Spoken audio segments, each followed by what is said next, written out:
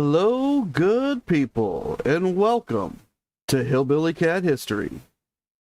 Signed, sealed, remembered. Here comes the bride. We're in the middle of a wedding. Well, we haven't quite got there yet. We're on our way to a wedding. This is now our third episode, so our third full hour. On our way to the wedding. Let's turn it into the longest wedding of all time. And then after this wedding, we're finally going to be able to get to a honeymoon. And then back to the Circle G, where Elvis really wants to be.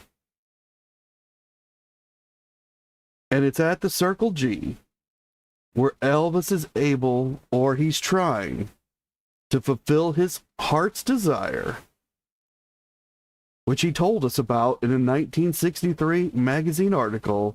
He wanted to live, to be old, to have a wife, to have children, to grow old with his wife, and to know that he had lived a good life.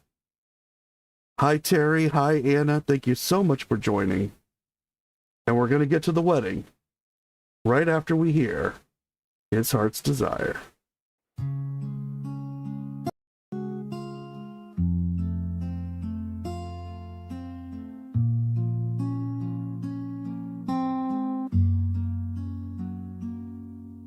His time came too early, the curtain fell too fast. Before he was ready, before we could grasp the man behind the myth, the ache behind the fame. He wanted something simple, not fortune, not acclaim.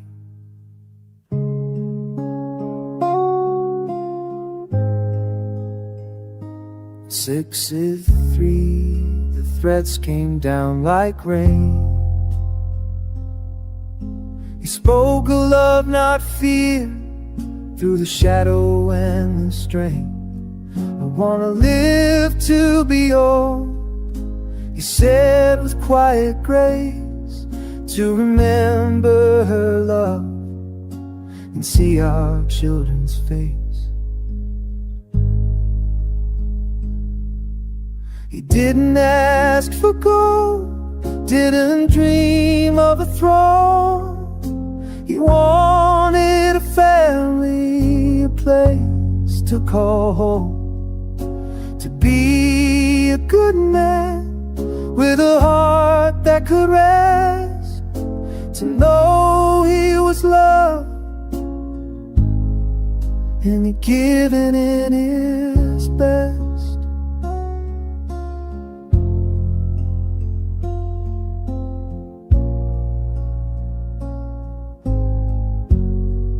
No mansion in the sky, no diamond parade, just the warmth of a hand and the life they made. A whisper of laughter, a child's sleepy sigh, that was the dream he carried inside.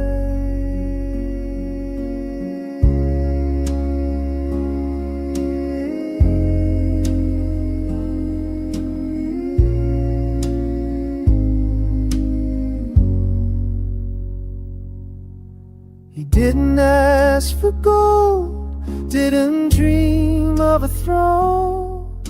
He wanted a family, a place to call home, to be a good man with a heart that could rest, to know he was loved and he'd given his best.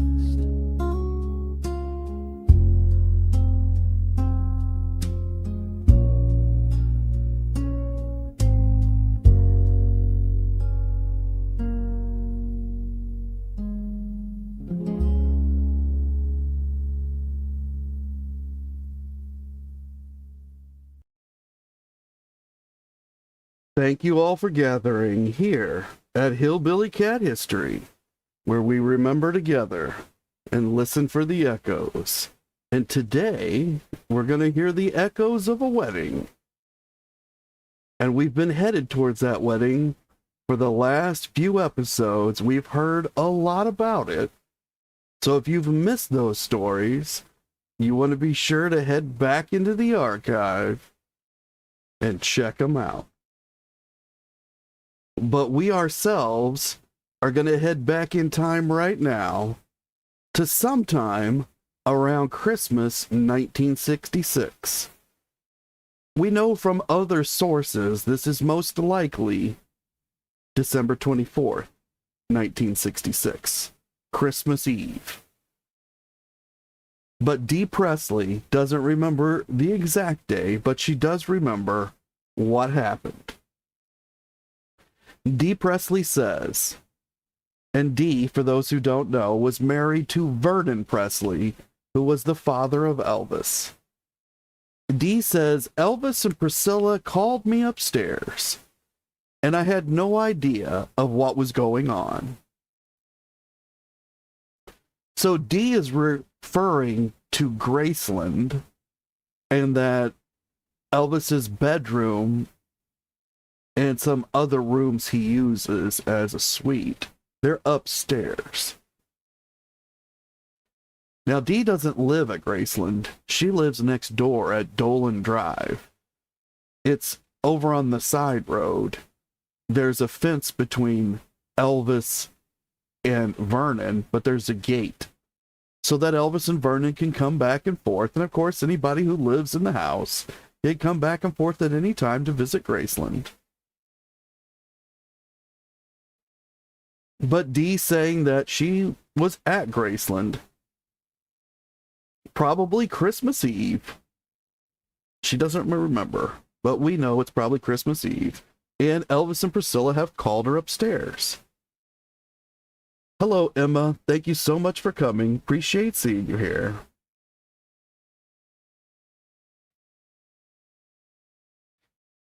And Dee says they were sitting side by side on the couch, and Elvis was holding her hand. She was wearing the ring. I was so happy, I kept saying, oh my goodness, is this what I think it is? And they were laughing. And of course, they were married in the spring. And I had to wait all that time and not tell anybody.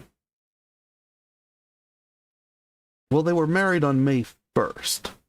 I don't know if that still counts as the spring, but it was a few months away. So Dee supposedly kept the secret for 6 months.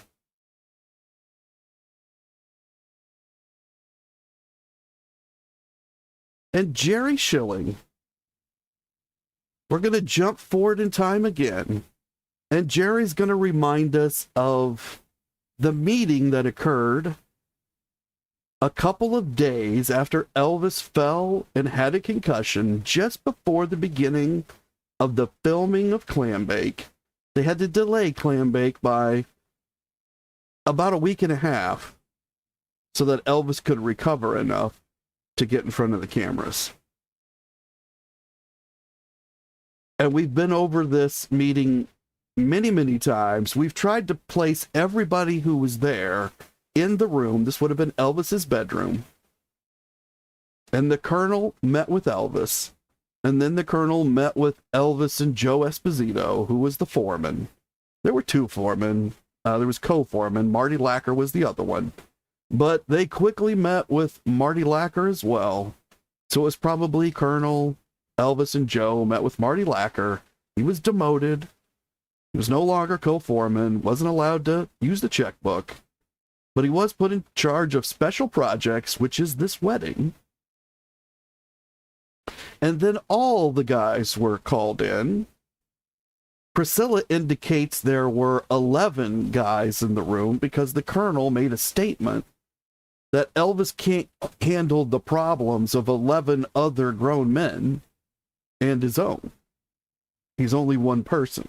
So from now on, you take your problems to Joe Esposito. And those problems would probably have been financial need or desire. So it turns out Jerry's in the room. Now, we didn't know that. But if you want to hear all about that meeting, we covered over the course of several episodes back in the archive.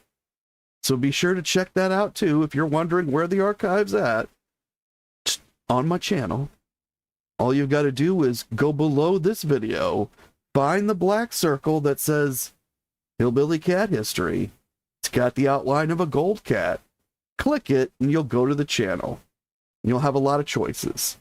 Videos, live streams, it just says lives, I think. Posts. I put up a lot of posts that have links to original material. It's not my material. It's source material where I'm pulling some of the things that we're talking about from, as well as other just Elvis-related content. For instance, yesterday, if you clicked on the post, you would have found a link that takes you to a free book by Jim Tracy, who worked out with Elvis, sparred with him in karate, knew Elvis, knew Ed Parker, who taught Elvis, and that book is freely available for you to read out on the internet. You just got to have the link. So if you check into the archive and you find that post, you'll be able to read that book. But there's a lot of other stuff out there to explore. And while you're there, be sure to hit the like button, subscribe, make sure you've got the bell without the line through it. I have been notified that if you post more than 2 videos a day, or 1 video a day, if you post more than 1 video a day, YouTube basically turns off all the notifications and doesn't notify anybody. I always post like 2+ videos a day, so the notifications are sketchy at best through YouTube.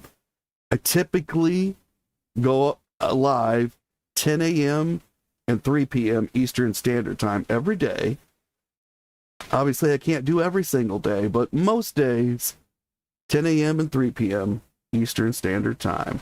Enough with the commercial. Let me get back to the source material.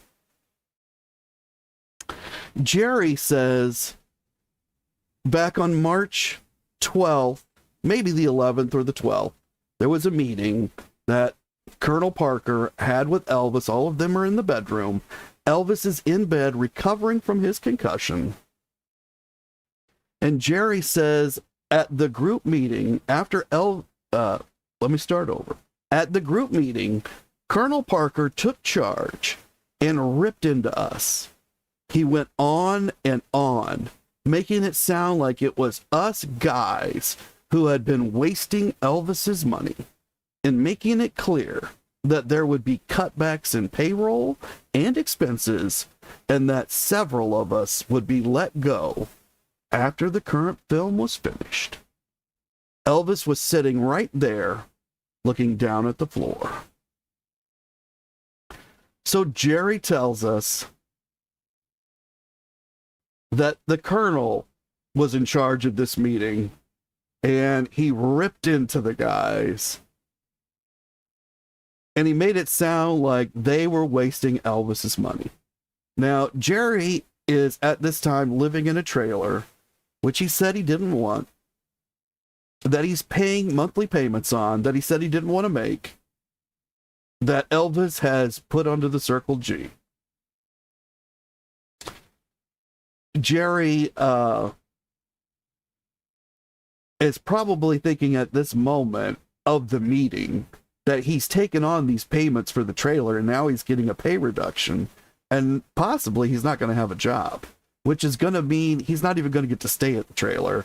Elvis is going to end up invoking that clause that says, might have to buy your trailer back at current market value, because you won't be able to stay here on the Circle G for, whatever reason that is. But if he's no longer working for Elvis, that might be a good reason that he wouldn't be living on the Circle G. So this would have been pretty scary for Jerry.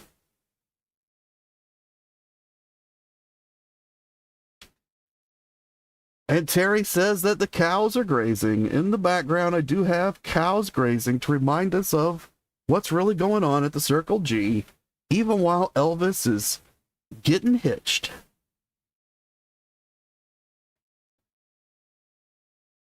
And Eve and Terry are saying that it looks relaxing, and Emma says it's very ASMR. It looks so peaceful there. And Eve says that it's a beautiful day in Colorado, but there's no cows in the backyard. Cows are beautiful to look at, but if you've ever raised cows, my great-grandfather used to raise them, and my grandfather, they have a tremendous smell. Not just the cow, but things that the cow leaves behind. You know, there's a lot of maintenance with a cow that you don't think of when you're just looking at a cow like you are in this field. But if you ever have to raise cows, there's a reason that Elvis employed somebody else to take care of all those issues. And Eve says that Terry's made her laugh out loud because Terry's saying, "You moved me, Eve. Moved me." And everybody's recognizing that Terry has pulled a dad joke. Thank you, Eve. He says that she loves my voice. Thank you, Eve. I appreciate that. And just a girl who loves Elvis, Emma. Be sure to check out the channels. Just a Girl Who Loves Elvis and Elvis History. They're both great channels. And Emma saying that the cows certainly do smell. That she remembers it. And Eve says that yes, farm life has a smell, but she loves the smell of a farm. And I remember this. I can't say that I love the smell of a farm. I certainly remember it. And it's certainly a distinct smell. And you'll never forget it once you smell it. Jerry says that I went back to my room after the meeting and began packing my old suitcase. I assumed I was one of the guys no longer wanted, and I wasn't going to hang around if that was the case. And then Elvis walked in, still looking dejected. He seemed a little surprised to see me packing again, but there was no hug this time. He simply shook his head and said, "He wasn't talking about you, man. He wasn't talking about you." I find this portion of the story to be slightly odd. When you just read it as its own self-contained story, it's very sweet. You know, Jerry's been in at this meeting. He's been told people are going to get terminated. Being the kind of new guy, youngest guy on the totem pole, I would think. He's imagining that's got to mean him. You know, if you're going by how long people have been around, Jerry's probably one of the first that's going to end up going. He's not the one that's been there the least amount of time at this point, but he'd be one of those first guys. But Elvis has walked in and he said, "No, it's not you, man. You're not the guy." That's a sweet story. But Elvis is recovering from a concussion. And what Billy Smith has told us is that Elvis didn't leave that room for 10 days. You know, I'd imagine that he had a bathroom in that room. Elvis is a rich man. I would assume he's got private bathrooms on all of his bedrooms. But he doesn't leave that room for 10 days, according to Billy Smith. Larry Geller's memory is very similar, that for 2 weeks, which would be 14 days. But, you know, give Larry some artistic license here, and it could mean as little as 10, which is what Billy's saying, that they weren't allowed in the room and that Elvis didn't come out to talk to anybody. But Jerry says Elvis has gotten out of his sick bed and he's walked into the room that Jerry's in, that Jerry's packing. You know, Jerry's packing up his clothes, and Elvis says he wasn't talking about you. So he assures Jerry that he's not the one that's going to go, which would indicate that there were people that were going to go, and Elvis knew who they were, and he was apparently in agreement because he wasn't stopping them from going. And we've heard Billy Smith say that Elvis protected his guys. And if he wanted somebody around, they wouldn't be going. That's basically what he was saying. Not those exact words, but that Elvis made the decisions about who worked for him as one of the guys. So it could be that the colonel's taking control here and he's going to get rid of somebody. But maybe it's Elvis who wants to get rid of somebody, and he's using the colonel to carry out his orders.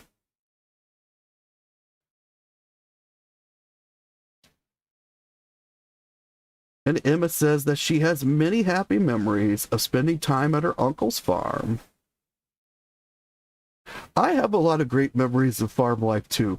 The smell just isn't one of them for me. It's just, usually for me, that smell meant I had to do some kind of work, that physical labor that I really did not want to do. I was a child though, but even as an adult, I'm sure I wouldn't want to do the labor. But a lot of it involved, like, shovels and other implements that I just knew was going to mean a task that I did not want to handle. And Terry says he's been told he has a calm voice. You are very calm, Terry.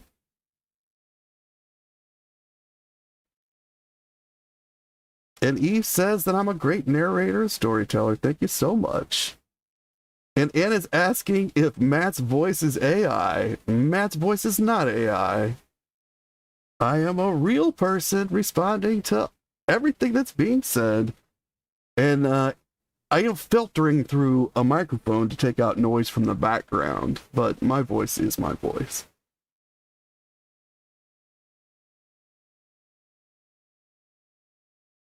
And Eve says if it is AI, I like it. But it's not. You don't have to worry about the songs. The songs are AI. That's not my voice on any of the songs.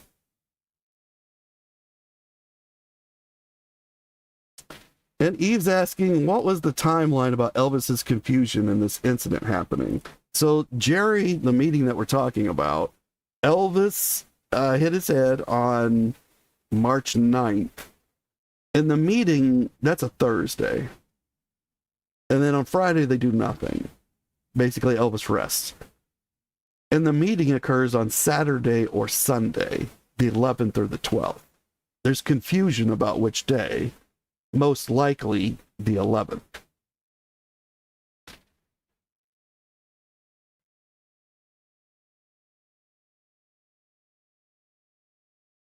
And I said it was not a huge this time. I'm not sure I understand what you're asking, Gunn. Maybe try one more time and we'll figure it out here. And Eve says that her husband was a producer and he would have said that I had a radio voice. Well, thank you. Of what year? 1967, Eve. This is 1967. The year of the Circle G. So Jerry's been assured that he's not the one that's going to go. And we've heard from everybody else. Well, maybe not, because we hadn't heard from Jerry, but we've heard from a lot of other people that talked about that incident. And that was just to remind us that Jerry's here. And Jerry's in the building for the wedding. He's been here for all of Clam Bake. We just haven't heard from him. And Joe Esposito says, Elvis and Priscilla had been talking about getting married for over a year, discussing when to do it and how it would affect his career. It was time for him to get married, and he knew it. He had been with Priscilla since she was barely 16, and there had to have been pressure from her family. So I think a lot of people would look at this passage and they would pull things from it that are not necessarily here. So let's take a look at it. Elvis and Priscilla had been talking about getting married for over a year. So we know that the actual date of engagement was sometime in December 1966, probably Christmas Eve. And we just heard Dee talk about it. That's roughly 5 months previously. What Joe is saying is that it was way back into 1966 where they've been talking about getting married, that this had been a point of discussion between Elvis and Priscilla for some time. Now, he doesn't say how he knows this. We kind of have to assume that because Joe was there and he's a friend of Elvis's, that Elvis has talked to him about this at some point, but he doesn't quote Elvis.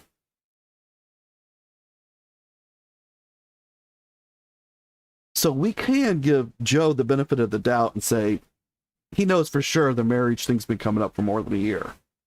Or we could say that this is Joe's feeling as someone who's very close to the events, that this talk had been going on for over a year.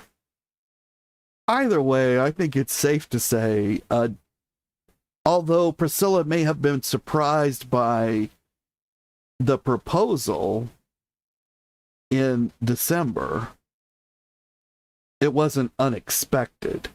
She knew it was coming. Just was waiting for, the trigger to be pulled. But everybody knew it was happening. Now, Joe says it was time for him to get married, and he knew it.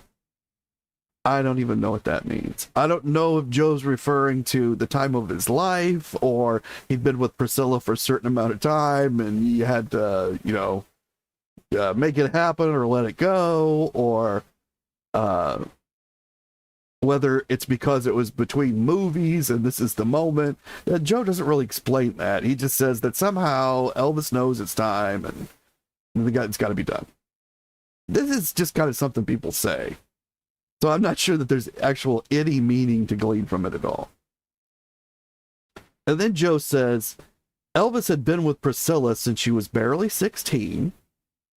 Now, I think that's not exactly accurate. It is and it is not, depending on how you look at the story. And then Joe says there had to have been pressure from her family. Joe does not say that there was pressure from her family. Joe doesn't say Priscilla's father was saying this and therefore it had to happen. Joe says there had to have been pressure. He doesn't say how he knows. He doesn't say that there was. He says he believes there was pressure. It's Joe's opinion that there was pressure, but he has absolutely zero evidence to back that up. But people will walk away from this and they will use Joe to say that Priscilla's family was pressuring Elvis. And that's not what Joe says. He says he thinks they were. But he doesn't, it's not fact. It's just an opinion.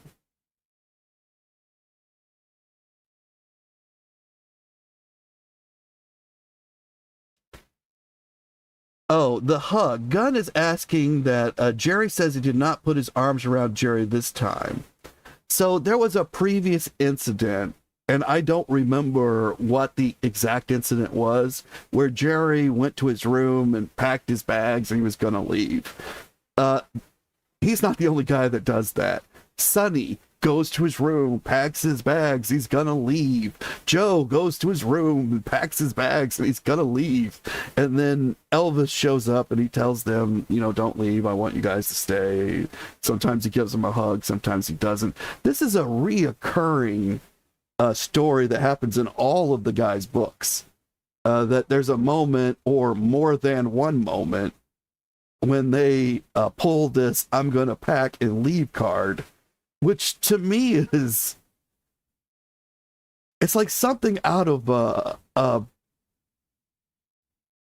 romantic relationship that's gone bad, right? Like as a boyfriend, girlfriend, husband, wife, you've gotten in some fight, and now one of you is leaving, and you've pulled the suitcase out, and you've thrown it on the bed, and you're packing your clothes in it, hoping that the other one tells you not to leave. And then Elvis comes in and he makes it all okay. But this time he comes in and he doesn't hug Jerry because Jerry's already done it once. And I don't know that, maybe by this point, Elvis just has been through this scenario so many times. He's just not giving out hugs anymore about it. I don't know.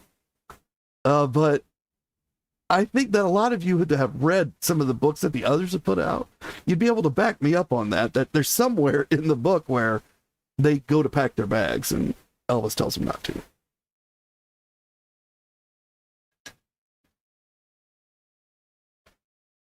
And Eve says that between Tom Parker and Priscilla's stepfather, there was going to be a wedding, shotgun probably.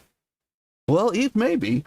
But Joe can't tell us that one way or the other, and Joe doesn't mention anything about the Colonel. He only mentions Priscilla's family, but has no proof. And Emma says that she agrees with Eve and that Priscilla's stepfather really put the pressure on Elvis. And again, maybe that's true, but Joe's not going to be able to tell us that. Eve says that it's sad that had not been for that we wouldn't have had Lisa Marie, and that she thinks that Elvis got a lot of joy from little Lisa, and that makes him happy. And Eve says bromance. I think she's talking about Jerry and Elvis, or perhaps Elvis and any of the guys. There was a bromance going on between all of them at some point in time. Joe describes it as Elvis would get hot and cold about different guys, and that there'd be a flavor of the month, and he'd really be into you for that month, and that Joe was often the flavor of the month, but there were times when he was on the outs. But when he was on the outs, most of the time it was just Elvis was focused on someone else. But that Elvis had a relationship with Marty Lacker, that when Marty was on the outs, Elvis really disliked him during those times. And then he would just flip around and love Marty, and he would just be all over Marty for like another month or two. And that he would do this with other individuals, which I think is part of a larger thing about Elvis that maybe we'll talk about someday. And Eve says that Elvis was really surrounded by manipulative people. I think some of them found ways that they thought were manipulating Elvis, and then they began to press them. And I think a lot of them were corrupted by the money and the material stuff around Elvis. I think a lot of them started out as good people, and that they were just not as strong as Elvis, and they were weak, and ultimately it's all their fault. I mean, they're to blame, but I think many of them fell into temptation. And I think it's a good lesson about temptation, that it's very hard to resist temptation. Hi, Linda Jewell. Thank you so much for coming. Appreciate seeing you here.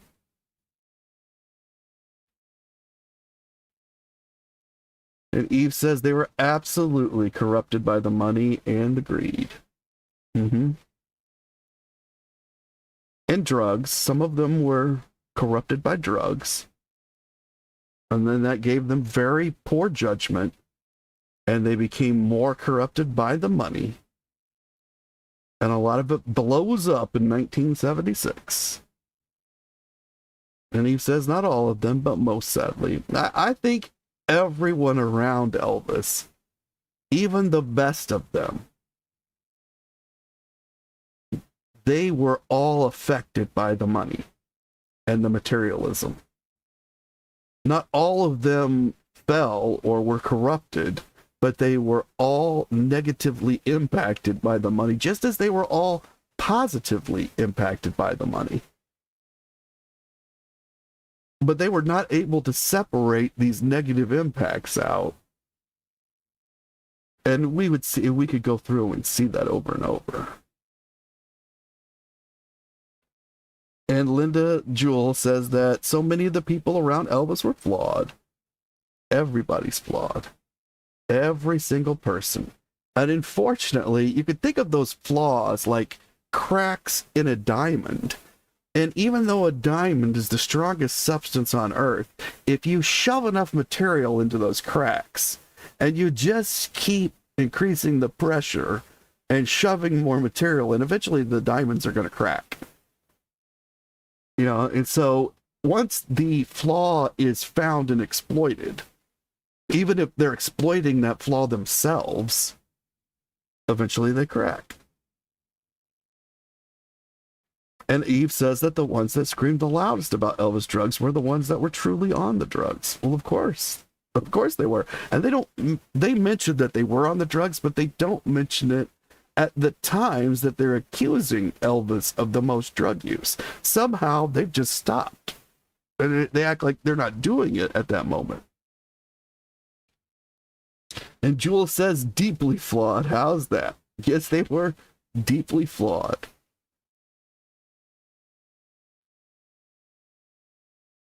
And Eve says that we are all flawed, but not all of us air dirty laundry about those that we love. Yeah, so being flawed and making terrible decisions from your flaws, yeah, that's something different. So these people, on top of being flawed, went forward and made one bad, terrible decision after another and compounded them, and some of them continue to compound those decisions because they are trapped in a prison of their own making. They cannot state that they're being asked to do things that they cannot do. They cannot psychologically do these things anymore. Otherwise, their entire universe will have to collapse.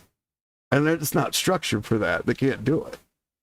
I'm not saying that they shouldn't do it. I'm just saying that they've lived a whole lifetime of this already. And that if you built your entire structure, your entire universal structure from some of these claims, that there is no backing away from them anymore. And Emma says that she would certainly never have done this to anyone. And luckily for us, they've provided these examples so that we know what not to do to others. And Priscilla Presley, who I know is a person that you all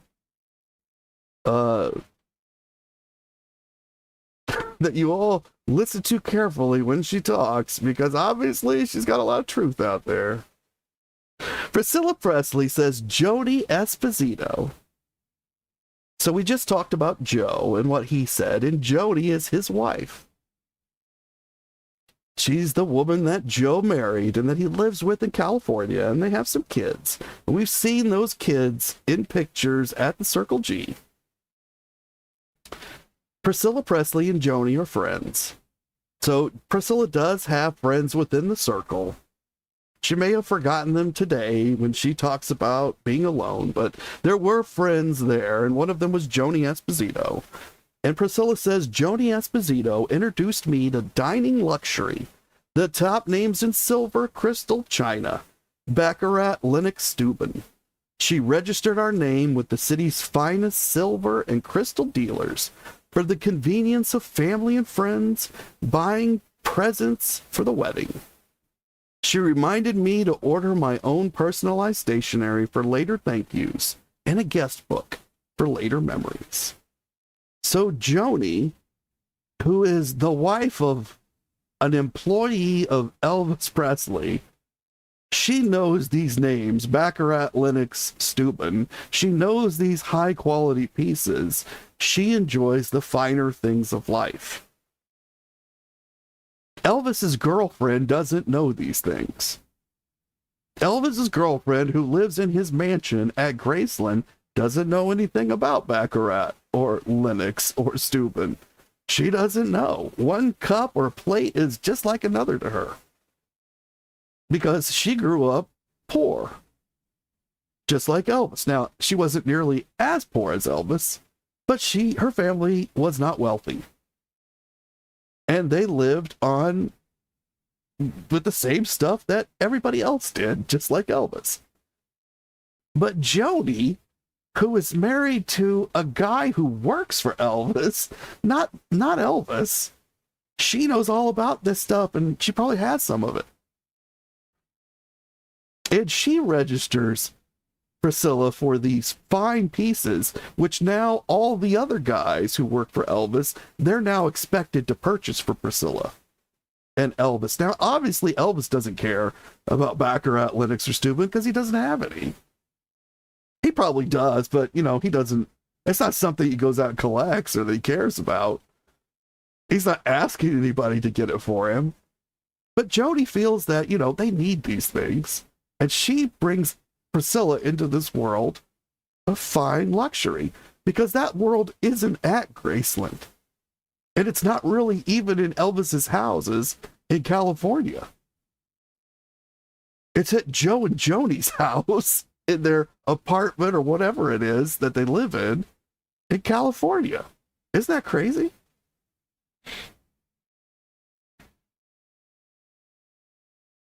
Eve says that I'm spot on. They do continue, and they are trapped in their own making. They've sold out. Now they have to dig in. Eve says she's no fan of Pris here. I don't think there's a fan here of Priscilla. But I want to give her her due. Let's make sure that we understand what she said in relation to all of these different events and what others have said. And when we look at the source material, then we can sift through and hopefully come to a determination of the truth. And Emma says that's exactly why she thinks they go on the attack when they speak out on it, about it, that they're dug in and they can't, and that is why, Emma, they can't. They cannot change. They're being asked to do something they cannot do. And therefore, they have to attack back. And Eve says, it's so hard for people like us to get our head around some of this hate. And Gunn says that they had a job for Elvis. And if you have a good job with a good boss, anywhere else you would appreciate your boss not hurting him. That's a very nice way to think, Gunn. Now, I worked in human resources for a very long time, and I had to terminate many, many people. And your employees do love the employer right up to the minute that you tell them that they're not going to be an employee anymore. And then some of them become very violent and angry. And I definitely understand the emotional toll of losing a job. But in the workforce, especially in the work I was doing, it was a constant, cyclical, annual thing. And the jobs were all entry level. And so there were other jobs available on the market in those entry-level positions, but I definitely understand the disruption to a person's life. But there are no disruptions in a workplace that should ever lead to threats of violence in any way.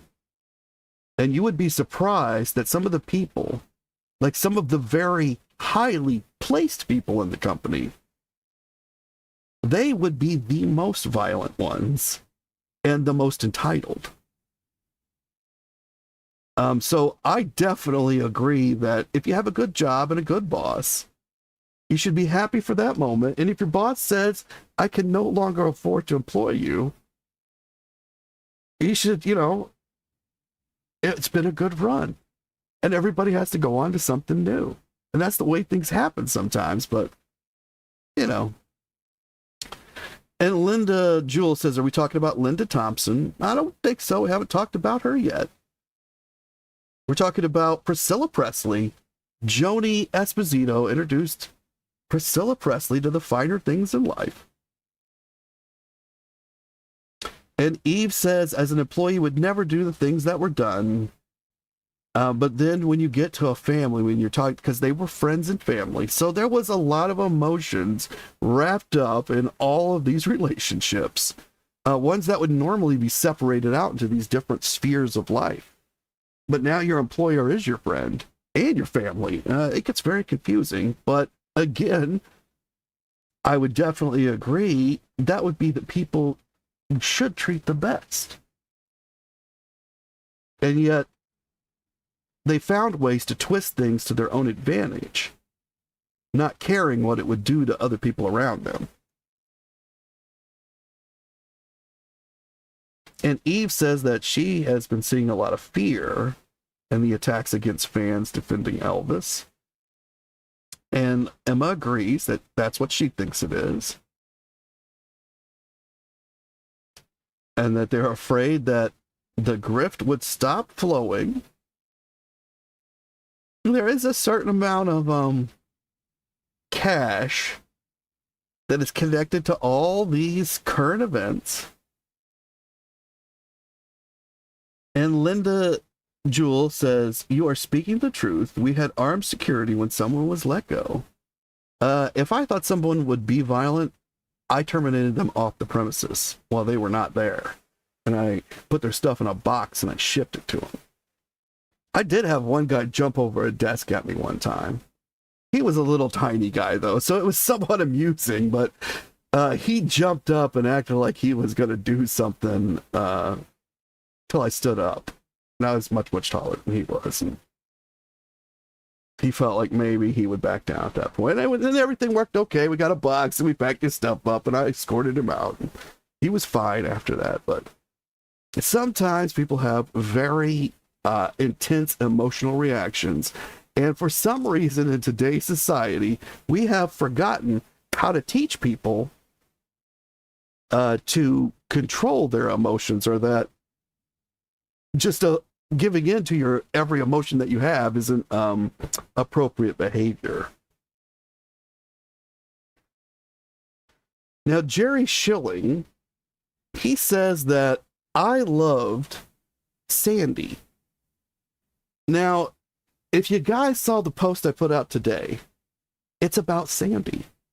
And for the first time ever here in 2025, a few months ago during Elvis Week, Sandy, the woman that Jerry, his first wife, the woman who rode horses with Priscilla, that she's there for all of these events. She's living in the trailer with Jerry when Elvis comes to the door, knocks on it early in the morning and says, "Come on, guys, we got to get up. We got to get out here and enjoy the day."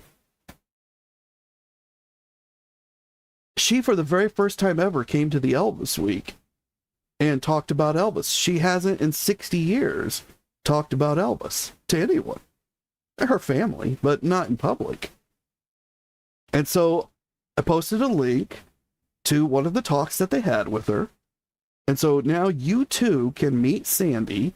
And that's something that no Elvis fan has ever done, except when she was married to Jerry.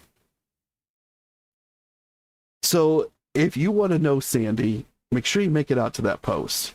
You check out that video.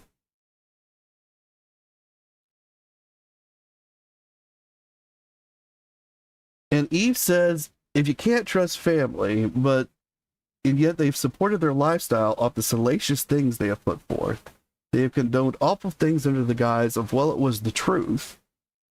And what I'm trying to make clear is that the things that people say are not necessarily the truth just because they believe them or because they think them. Now, some of the things that certain people are the most upset about that some of these guys have said, maybe they was the truth. And maybe it was just extremely private, and it was something that should never have been said because it was extremely private. Unfortunately, once it's out, it's out. It's over now. It's out. Doesn't mean it should have been said. But there's a lot of things that are being fought over that these guys have said that just aren't true anyway. But the people who are fighting against them, they're not really sure what the truth is either. Okay, but if we look closely at a lot of these situations, we can find it. And I think we're all much better off to have the truth, the real truth, and it's not just what somebody says. And my truth is not a real thing. It's a perspective, an opinion. And the opinions can be very important, but they have to be unlayered from the facts, and then we can layer them back in as they make sense. The opinions don't make sense just because they came from somebody who happened to be there at the time. And we've already shown that. We've shown that Marty believes that at this moment, in March, after that meeting with the Colonel, that the Colonel took advantage of Elvis and forced him into some contract where he was taking 50%. Elvis voluntarily entered that contract months before. So it didn't happen at this time. Does it mean the contract was something he should have entered, or that it wasn't a bad contract? That's a totally separate subject. But what's not true is that the Colonel took advantage of Elvis to force him to sign that contract at that moment. I'm not saying the contract was good. I'm just saying it's not connected to that moment. So Marty had no idea what he was talking about, but he published that as the truth. Well, it wasn't the truth. It wasn't even close to the truth. It was just Marty's piecing together of a puzzle that he didn't have all the pieces to.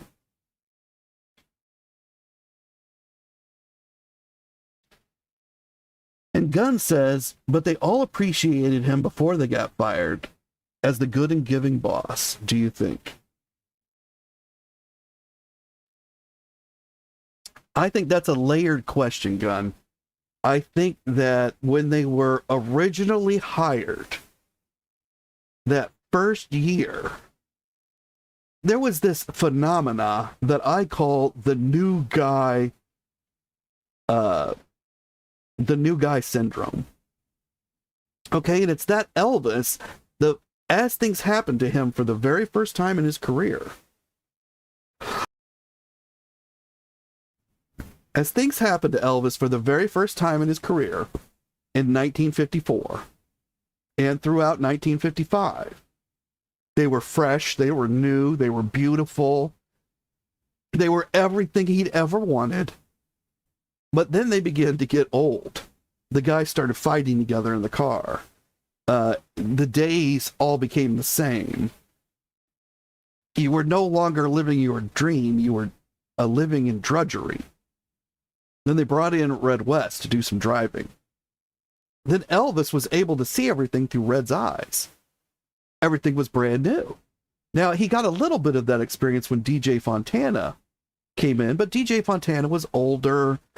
He'd had some experience doing this kind of thing before. This wasn't really new to him. It was just new to him that they were all together.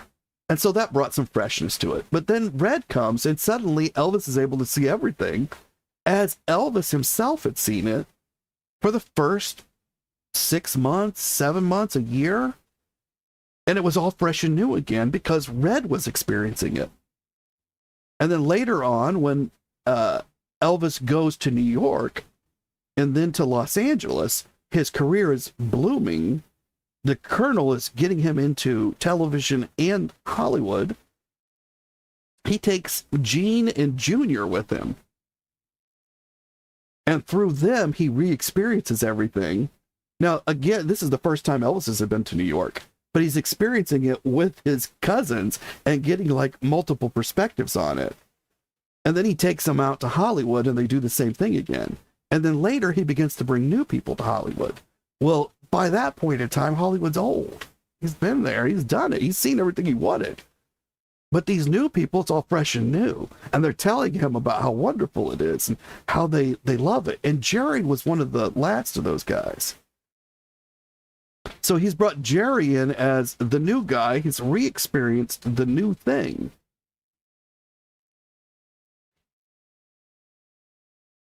And he does this over and over and over to keep it all fresh for himself. Because he himself is jaded. And he's gotten to the point early on in 57 where he's testing everyone for loyalty to see if they'll steal money directly from him because they think he's stupid. He lays it out on a bed and just keeps walking in and out to see if they'll take any of the very large amount of cash he's got. Maybe they'll slip a couple, thinking he won't notice. So all these things are happening with Elvis, and each of these new guys, they are having the same experience as Elvis, but they too reach a jaded spot. Everything becomes old, and then they start to figure out how to twist things to be very advantageous for them.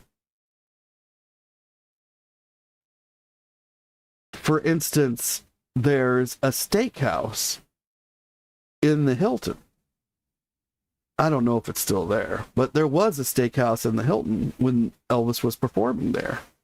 And it was known to be like, it was advertised to be like Elvis's favorite steakhouse. Well, Elvis didn't really eat steak. That wasn't really something he got into. So he probably had been there, in the Hilton. I mean, how many days can you stay there and not eventually make it down as the star of the show to this restaurant that's like the number one restaurant in the hotel just to get out of your suite, right? So he's eating there. And up on the wall, they have knives that are for their regulars. They'll put your own knife up there, and then they bring you that knife every time you come in. That's the knife you use to cut your steaks. And there's one up there for Joe Esposito, because Joe eats there like nearly every night. And you know that's not cheap. And he's putting it's expensed, right? So it gets paid for by Elvis. It's not, Joe's not paying for it on his own. But that's just one example. Now you could say that's not taking advantage of Elvis. Elvis wanted Joe to have a great steak dinner every night. But if you were Joe, would you have had a steak dinner on Elvis every night? I don't know. I wasn't Joe. I wasn't there. But all the guys have a little thing like this running. And it's not just one thing. They got a whole bunch of these little things running. They're not writing about them in the books. They're not telling us about them. But they're all there.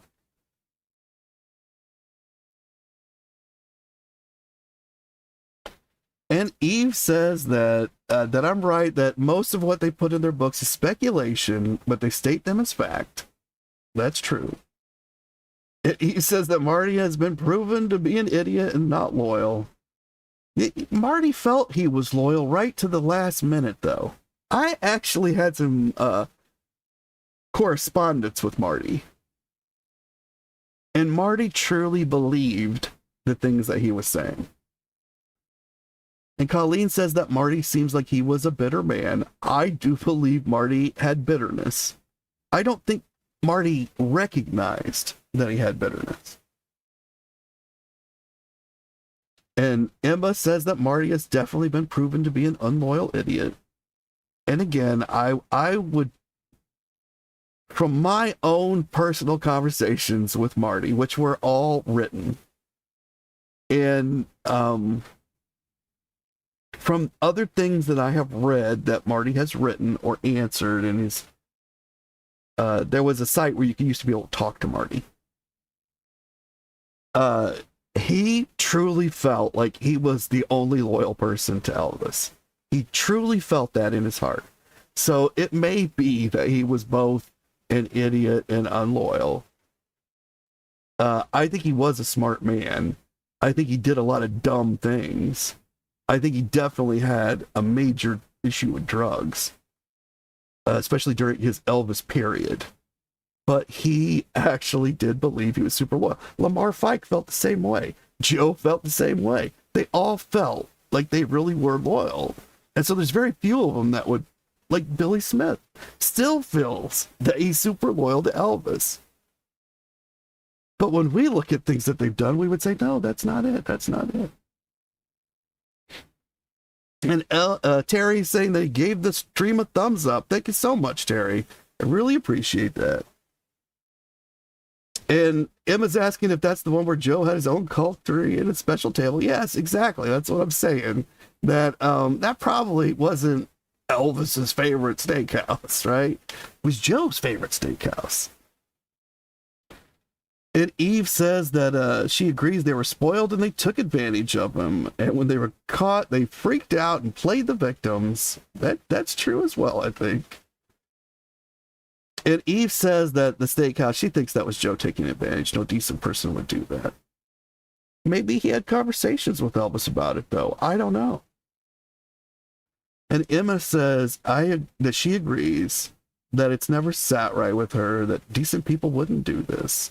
But it's part of what I'm trying to show through the corruption of the money, right? Like, this becomes normal. It may have even been normal to Elvis. I don't know. But it seems like it was normal. He knew he was paying the bills. Vernon knew he was paying for all these steaks. And who knows where the other guys were eating. And Eve says that my reasoning and logic is very good. Thank you, Eve. I appreciate that. But we have reached the end of our hour once again. We filled up a whole nother hour, and we still have not got to the wedding. But we're going to get to it in an upcoming episode. And until then, I'm going to send you guys all out on a song.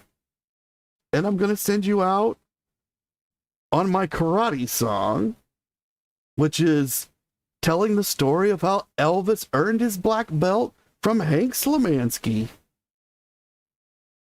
Because what Elvis had to go through kind of reminds me of what we're talking about today with all of the struggles that he went through with these guys. And this one's called The Crucible of a Warrior. You all keep on taking care of business.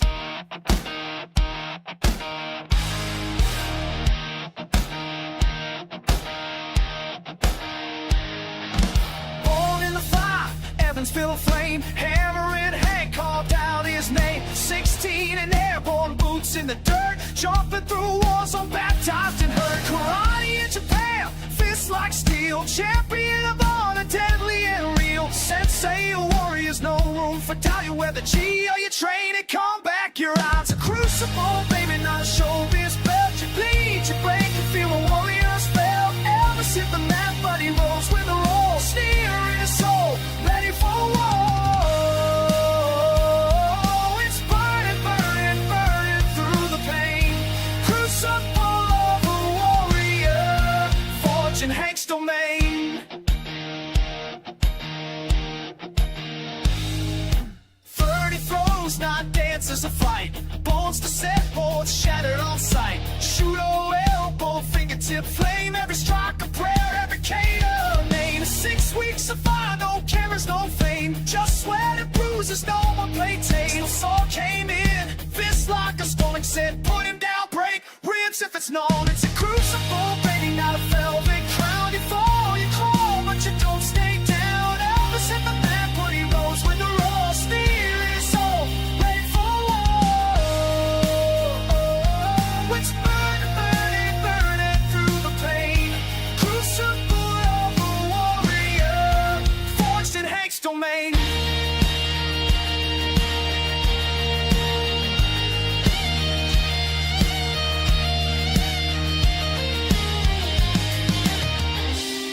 All eyes watched the king that day. Would he crumble or would he stay? But Hank saw it, war in his eyes. Not a quitter, but a fighter who rise. From Hollywood lights to dojo dust, Elvis earned it, not on fame but trust. No stunt, no script, just grit and bruise. Black belt truth, not a headline rule. It's a crucible.